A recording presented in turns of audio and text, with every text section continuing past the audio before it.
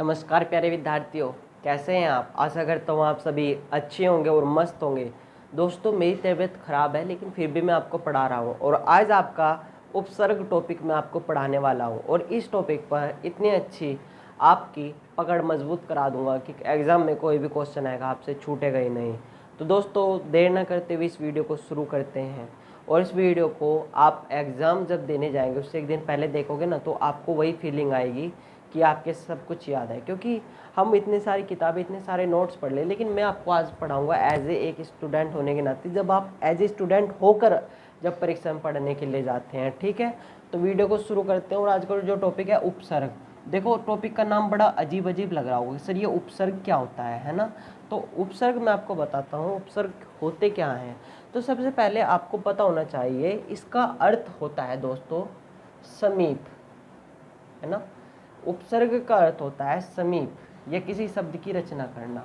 समीप रह के किसी शब्द की रचना करने का मतलब होता है उपसर्ग। ठीक है, और आपको पता होना चाहिए जो उपसर्ग होते हैं ये शब्दांश होते हैं, है ना। और जब ये शब्दांश होते हैं तो कुछ लोग इनको प्रत्यय भी कहते हैं। अब ये प्रत्यय क्या होते हैं दोस्तों, ये मैं आपको आगे पढ़ाऊंगा। ठीक है ना। अब हम उपसर्ग की बात करते हैं, इतना आप सभी चीज़ को समझ चुके होंगे। ठीक है ना। चलिए मैं आपको बताता हूँ दोस्तों। ये जो उपसर्ग होते हैं आप इसको नोट कर लीजिएगा। इस बात पर आपको ज़्यादा ध्यान देना है। मैं जहाँ पर ज़्यादा ध्यान देना होगा वहाँ पर IMP लिख दूंगा। ठीक है ना। इस बात पर आपको ज़्यादा ध्यान इसलिए देना है क्योंकि यही आगे काम आएगा। ये जो उपसर्ग होते हैं ये दोस्तों क्या होते हैं, ये आरंभ में लगते हैं, है ना। ये आरंभ में आते हैं और आगे आते हैं। ठीक है, ये जो उपसर्ग होते हैं ये आरंभ में आते हैं, आगे में आते हैं और शुरू में आते हैं। ठीक है ना। और वहीं पर इनका प्रयोग किया जाता है। ये बात आप नोट कर चुके होंगे। चलिए फिर आगे बढ़ता हूँ। अब आगे मैं आपको क्या समझाने वाला हूँ वो आप नोट कीजिएगा। ठीक है ना दोस्तों, ऐसी बात नहीं है, जितने भी उपसर्ग होते हैं इनके अनेक अर्थ होते हैं, अनेक अर्थ होते हैं।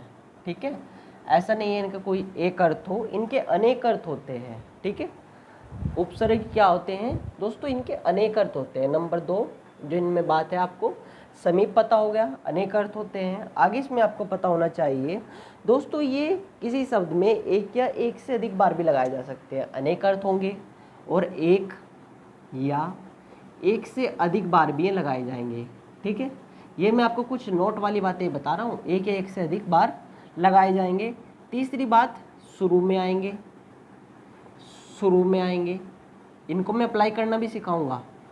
शुरू में आएंगे, ये ट्रिक कह लीजिए आप इसको, सामान्य भाषा में कोई बताता नहीं लेकिन मैं ट्रिक ही नाम दे देता हूँ उसको। ठीक है, अनेक अर्थ होंगे, एक या एक से अधिक होंगे। ठीक है, और शुरू में आएंगे। ठीक है, एक या एक से अधिक उपसर्ग लगाए जाएंगे। ठीक है, यहाँ पे ऐसे है, एक या एक से अधिक उपसर्ग लगाए जाएंगे, उपसर्ग लगाए जा सकते हैं। ठीक है, हाँ ठीक है, शुरू में आएंगे। चौथी बात इसमें आपको क्या नोट करनी है, चौथी बात जो आपको इसमें नोट करनी है दोस्तों, ये संज्ञा सर्वनाम विशेषण क्रिया अवयव के रूप में आते हैं। संज्ञा सर्वनाम विशेषण, ठीक है, संज्ञा सर्वनाम विशेषण, ठीक है, और क्रिया अवयव के रूप में आएंगे। ठीक है, हाँ, ये संज्ञा सर्वनाम विशेषण क्रिया अवयव के रूप में आएंगे। नंबर 5वीं बात जिसमें आपको नोट करनी है, किसी समस्त पद में से मूल शब्द वाला भाग निकालने पर जो शेष भाग शब्द के आरंभ में आता है वही क्या कहलाता है, उपसर्ग कहलाता है। ठीक है, अब मैं आपको इनको अप्लाई करना सिखाता हूँ। सबसे पहले तो आपको कुछ बातें पता होनी चाहिए जो यहाँ से क्वेश्चन पूछ लेगा। यहाँ से पहला क्वेश्चन यही बनता है उपसर्ग की संख्या, लेकिन उपसर्ग की संख्या जब आपसे वो पूछेगा एग्जामिनर, तो वो ये नहीं पूछेगा, ये पूछेगा कि बताइए उपसर्ग की संख्या संस्कृत में कितनी है और उर्दू में कितनी है और हिंदी में कितनी है। तो मैं यहाँ पे टाइप वाइज लिख रहा हूँ, आपको इससे ध्यान रहेगा। अगर पूछ ले संस्कृत में कितनी है, अगर पूछ ले हिंदी में कितनी है, अगर पूछ ले उर्दू में कितनी है, ठीक है, तो आप इनको याद रखिएगा। अगर संस्कृत में आपसे पूछ ले तो 22 होगी, उर्दू में 19, है ना। संस्कृत में अगर पूछ ले 22 याद रखिएगा, उर्दू में अगर आपसे पूछ ले 19 याद रखिएगा, 19, और अगर हिंदी में पूछ ले 10 या 12, अगर ऑप्शन में दोनों में से ये अगर नहीं दिया है तो ये होगा, अगर ये नहीं दिया है तो ये होगा। ठीक है, इसमें जो 12 जुड़ जाता है तो सह क्या इसमें एक्स्ट्रा आ जाते हैं, इसमें सह और क्या ये एक्स्ट्रा आ जाते हैं, जिससे वैसे तो रहती है 10 ही, वो 12 हो जाती है। ठीक है, इतना आपका पॉइंट क्लियर हुआ होगा, है ना। और अगर मैं बात करूं आगे चलकर, तो अब ये प्रयोग कैसे होंगे तो वो भी आप देख लीजिए। ठीक है, हो गया इतना नोट आप लोगों का, मैं इसको क्लियर कर देता हूँ।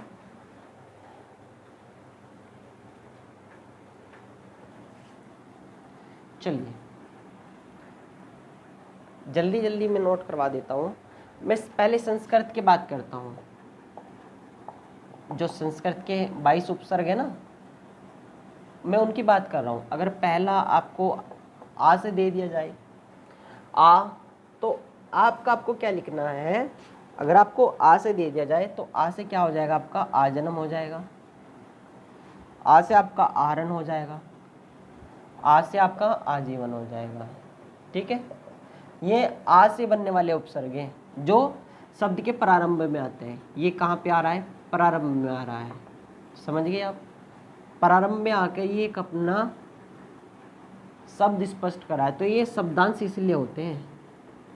और सुंदरता, तो दोस्तों ये जो ता शब्द है ना, ये बाद में आ रहा है, इसलिए प्रत्यय होते हैं, बाद में आते हैं। ये भी पढ़ाऊंगा मैं आप लोगों को, इतना पॉइंट क्लियर है ना आप लोगों का। चलिए, तो आ से जो बनेंगे आरण, आजन्म। नंबर 2 अभिमान, अभिमान, अभी से कितने बनेंगे, अभिमान बनेगा, अधिमान बनेगा।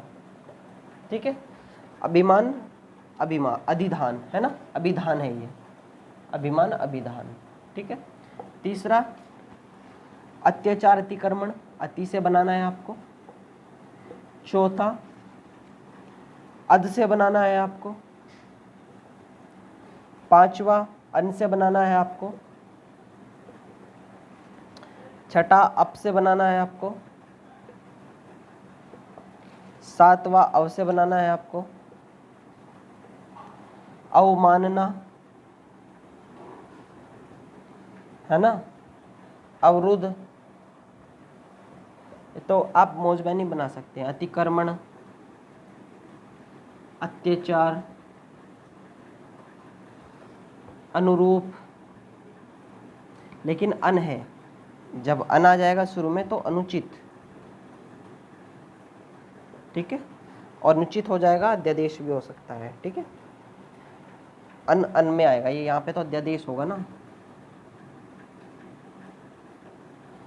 अध में हो जाएगा अधोपतन, हाँ अधि में होगा।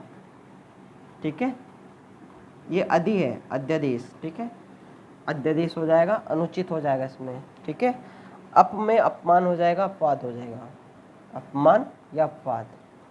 ठीक है, हाँ तो ये बन गए आपकी। ठीक है, ये संस्कृत के उपसर्ग मैंने आपको बताए। ठीक है, हाँ, और अब मैं बताता हूँ आपको उर्दू के उपसर्ग, इनको मैं क्लीन कर देता हूँ। ठीक है,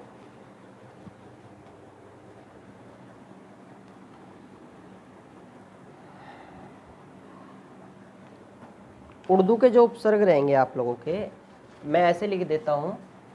यहाँ पे मैं उर्दू के लिख देता हूँ 19, और यहाँ पे मैं हिंदी के लिख देता हूँ 10, है ना। हिंदी के उपसर्ग 10। उर्दू के पहले मैं बात करूँ, अगर सर अगर आपको दिख जाए, सरदार आ जाएगा, सरोमणि आ जाएगा। ठीक है, सरदार, सरोमणि, या सरकार या सरकारी, है ना। सरकार आ जाएगा, सरकार आ जाएगा, सरदार या सरकार। सर ये याद रखना है, उर्दू का है। ला, अल, ला अल बिल। ठीक है, ला अल बिल बे,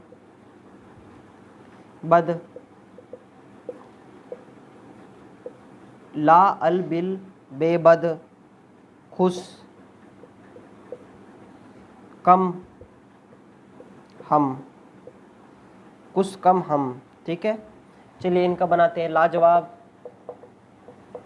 लाजवाब आ जाएगा। ठीक है, लायक आ जाएगा, अलकायदा आ जाएगा, अलबरूनी आ जाएगा, बिल का बिल्कुल आ जाएगा, बेशरम आ जाएगा, बेहद आ जाएगा, बदतमीज आ जाएगा, खुश का खुशहाल आ जाएगा, खुशखबरी आ जाएगा, है ना, खुश का खुशहाल खुशखबरी। कम का कमज़ोर आ जाएगा, कम अकल आ जाएगा, हम का हम सफ़र आ जाएगा, हमराज आ जाएगा। ठीक है, कर लोगे ना इनको। तो दोस्तों ये इनसे ही बनेगा। ये इसको ट्रिक कह लीजिए या इसको कीवर्ड कह लीजिए, इसको ट्रिक कह लीजिए या कीवर्ड कह लीजिए। ऐसे ही मैंने आपको संस्कृत का बताया, ऐसे ही मैंने उर्दू का बताया। हिंदी के 10 मैं आपको अपने बाकायदा नोट से पढ़ा रहा हूँ, बिकॉज देखो मैं टीचर तो हूँ नहीं, लेकिन जो मैंने अपने गुरुजी से सीखा है वही मैं आपको एक्सप्लेन कर रहा हूँ। मुझसे भी अच्छे अच्छे टीचर हैं। अगर आपको मेरी समझाई हुई किसी बात को आपको ये समझ में आ रही है तो मैं अपने आप को गौरवान्वित मानूंगा। ठीक है ना, ठीक है। चलिए, अगर हिंदी के उपसर्ग की बात करें तो 10 उपसर्ग हिंदी के होते हैं। इसमें सबसे पहले अगर आपसे पूछ ले, मैं सबसे पहले यहाँ पे ऐसे लिख देता हूँ, ए, अन, नंबर तीसरा अन, उन, चौथा आएगा इसमें अद, अन, उन, अद, नी, स, क, नी, स, क, है ना। पांचवा आएगा इसमें नी, छठा आएगा इसमें स, और सातवां आएगा इसमें क। अब देखिए इसको समझिएगा आप, ठीक है, इसको समझिएगा आप। अनजान, अनहोनी, 29, अधिक, अद का बनेगा अजला, निडर, स से, सा से बन जाएगा आपका सपूत, कैसे कपूत।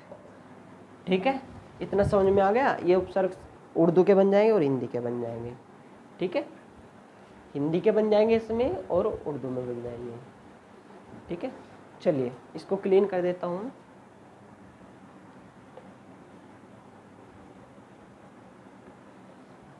दोस्तों मेरी तबीयत ख़राब है, लेकिन पता नहीं थोड़ा नज़ला खांसी हो रही है, लेकिन फिर भी मैं आपको बता रहा हूँ। ठीक है, हाँ, तो उपसर्ग टॉपिक आपका हो चुका है दोस्तों ख़त्म। बस अंग्रेजी के आप याद रखिएगा। अगर अंग्रेजी के आपसे पूछ लें, अंग्रेजी के आपको 8 याद रख लेने हैं, बस 8 उपसर्ग होते हैं, मैं बता देता हूँ।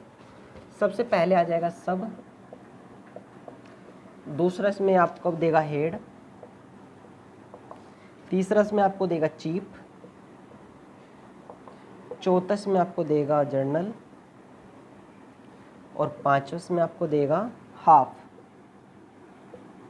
ठीक है, पांचवा क्या देगा इसमें, हाफ। तो इसमें आपको ये याद रखना है, सब में आ जाएगा सब डिवीजन, सब में आ जाएगा सब डिवीजन, सब इंस्पेक्टर, ये अंग्रेजी के हेड मास्टर, है ना, head master, head clerk, head clerk, chief जज, चीफ मिनिस्टर, जर्नल में आ जाएगा general store, journal manager, half time, half shirt, है ना। तो ये होते हैं दोस्तों। अगर आपसे ये पूछ लिया जाए, मान लीजिए मैं आपको एक क्वेश्चन दूं, मैं इसको साफ कर देता हूँ। अगर मैं आपको एक क्वेश्चन दूं, क्वेश्चन में मैं आपसे डायरेक्ट बोलूँगा कि बताइए किसमें उपसर्ग का प्रयोग नहीं हुआ है, किसमें उपसर्ग का प्रयोग नहीं हुआ है। यहाँ पे मैं आपको बात कर रहा हूँ प्रयोग नहीं हुआ है, आप बताना मुझे। क्वेश्चन में दे रहा हूँ, जैसे विशाल है, क्या विशाल में उपसर्ग का प्रयोग नहीं हुआ है। क्वेश्चन नंबर दूसरा, विपुल, विकास, विशुद्ध, बताइए मैंने आपको क्या बताया था।